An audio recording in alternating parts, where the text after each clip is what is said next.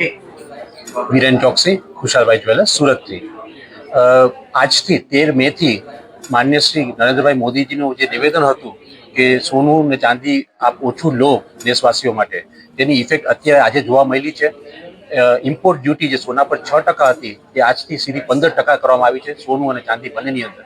તેના હિસાબે રાતોરાત સોનાની અંદર 1,52,000 જે સોનું હતું તે અત્યારે 1,65,000 પર આવી ગયું છે. ઓલમોસ્ટ 10,000થી પણ વધારો આમાં જોવા મળ્યો છે એક રાતમાં. એ જ રીતે સિલ્વરમાં અત્યારે ઓલમોસ્ટ 3 લાખ પર આવી ગયું છે. એનો પણ ઓલમોસ્ટ 18,000 રૂપિયાનો વધારો જોવા મળ્યો છે. એટલે બંને કિંમતી ધાતુઓ ઘણા જ વધી ગયા રાતોરાત.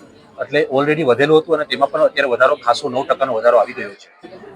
આ જે વધારો છે તેના હિસાબે અમારી જે ઇન્ડસ્ટ્રી છે જ્વેલર્સ ની આખી જે પણ ઇન્ડિયા લેવલ પર આપણે ઇન્ડસ્ટ્રી પકડે તો બહુ વધારે લોકો આની સાથે સંકળાયેલા છે.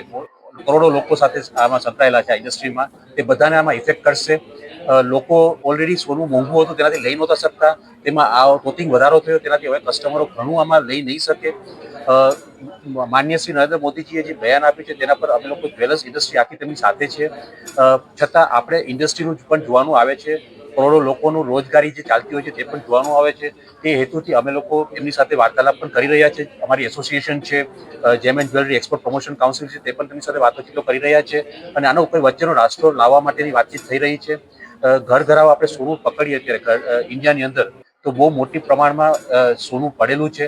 એ સોનું જો બહાર આવે અને ગવર્મેન્ટ એવી કોઈ સ્કીમ લાવે જેનાથી લોકોને મન થાય તે સોનું રિસાયકલ કરવા માટેનું, તો આખા વર્ષનું જે વાત થયેલા છે તો આખા વર્ષ લોકોને રોજગાર મળતું રહીએ, કારીગરોને કામ મળતું રહીએ અને બધાને આખી જ્વેલરી ઇન્ડસ્ટ્રી છે તે સસ્ટેન થઈ શકે.